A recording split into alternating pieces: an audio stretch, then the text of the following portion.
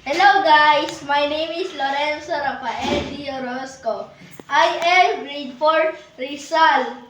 So, paano nga ba magugas ng pinggan? Una, tatanggalin muna ang mga dumi. Tapos, lalagyan muna natin ito ng tubig. Ngayon, magsasabon na tayo. Uunahin natin pagsasabon ay baso.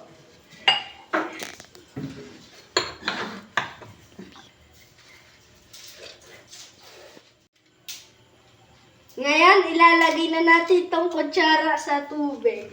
Mga kutsara dito. Papalawan na natin sila, tapos kaagad natin sila sabunin.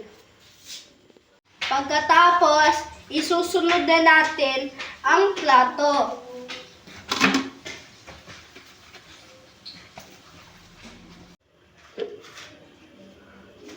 Babanlawan ko na ang mga hinugasan ko.